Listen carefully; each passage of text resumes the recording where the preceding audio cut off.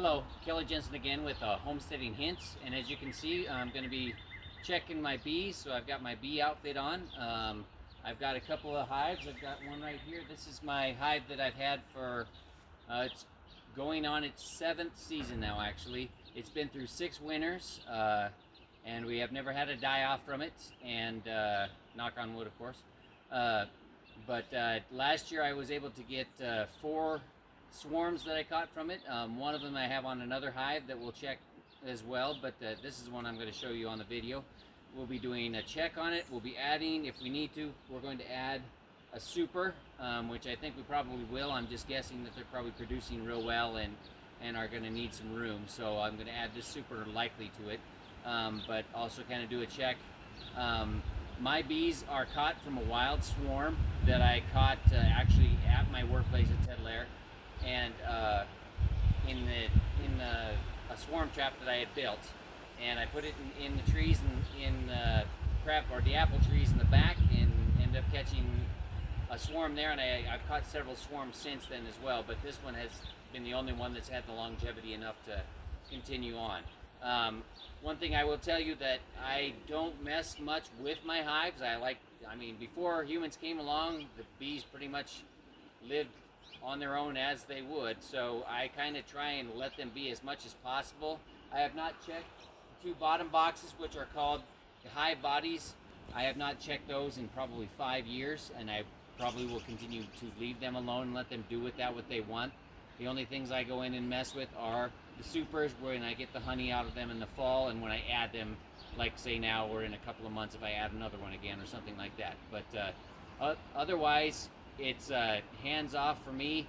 I do not use any pesticide to keep the varroa mites away. I don't have any of that I ever put on them. I have never put anything on them that way.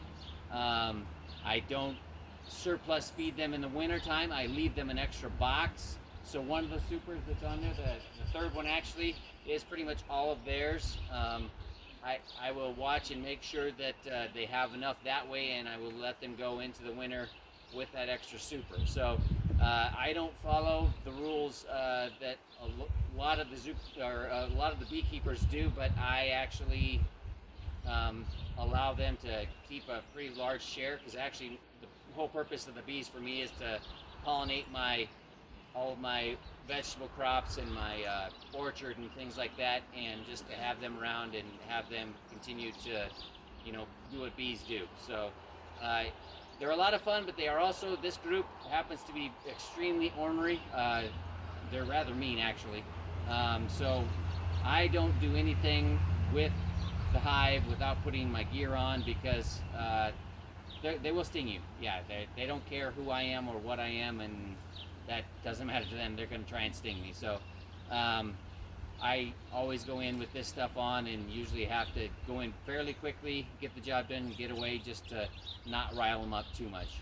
So it's a lot different than a lot of people's hives, but this is actually the way I like it, because they are pretty much a naturalized wild hive that I just take some honey from each year, and I let them do their thing otherwise. So all right, we're going to go in. This is what's called a hive tool. I'll go in, I'll use it to pop the top off, which they basically glue it all together, the bees do. So it'll be a little bit of entertaining to get the top off, and we'll see then how we do once we get that off. But the super right here it has 10 frames inside of it. They all do. This is called a super or a medium, and this is one that we'll collect honey from. Now I don't put anything in my frames. They're empty. I actually let them build their own comb completely, and that's why I don't take as much out. Another reason why I don't is I don't want to destroy all the comb.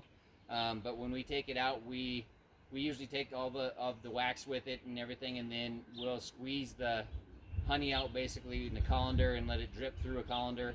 And then we'll give them back the wax in the spring, and they can do with that what they please, and they'll reuse it and take it back into the hive. So, all right, we're going to go check it out. Now you want to move rather slowly. They are less likely to get irritated with you. I have not painted mine for a while. It actually needs a paint job. I didn't get it done this spring, but we'll get it this fall. So.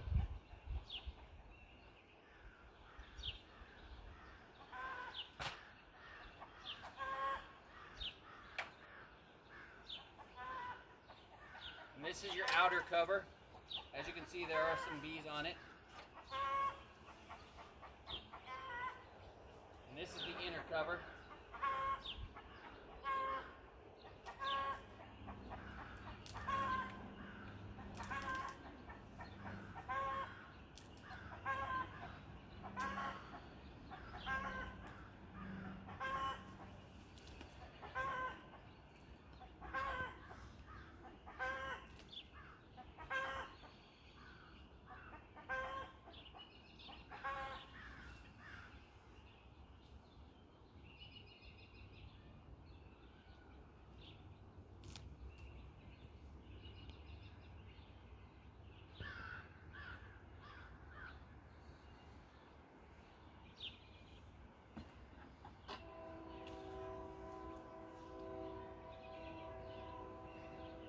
And they're needing a new one, so I'm going to go ahead and put it on.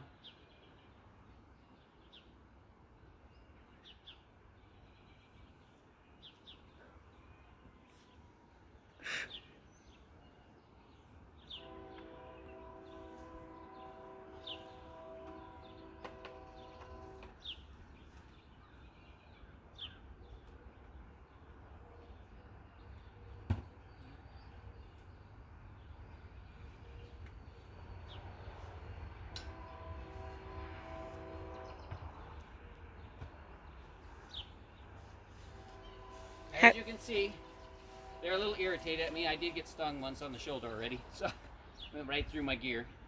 But I'll just let them go, and that's how I do it very quickly. As you can see, there's one right up here trying to get at me. Several, actually. How could you tell they needed a new one? I can tell they needed a new one because when I looked in, I could see the comb down in, and in the comb, in the wax, they were filled. A lot of the cells were filled towards the center, and they usually build from the outside in, or no, actually from the inside out is what I should say. And on the outside ones, it looked like they needed one. So, because the center ones were all filled, so I went ahead and added one to it. And I also kind of knew that they were going to need it, just because it's been actually a pretty good spring. There hasn't been a whole lot of rain and stuff like that, so I just kind of had a feeling they were going to need it. But they definitely have that box that was underneath there is definitely close to full, and when it gets close, you want to add that. So it was close, so I went ahead and added it. So, but that's pretty much it. I will do the other one, but we don't need to video that. But that's just the basics of it. It's really, there's a lot to beekeeping as far as understanding it goes, and I would recommend you reading books on it, and maybe having a mentor, somebody that can teach you about it. I did a lot of reading. I took a class on it with the Friendly Beekeepers of Iowa, which is out of Indianola, and they're a very helpful group of people. But I just have the 2 hives, and we just kind of do it for honey for us, and as the enjoyment, and obviously to help the pollination and whatnot. So, but beekeeping is a lot of fun, and if you have any questions, just give a holler to the garden center, and I'll help try and answer them. But mine is pretty much a naturalistic way, so it may not be the way that most people will tell you to do things, but it's worked for us. So thanks, and we'll see you next week.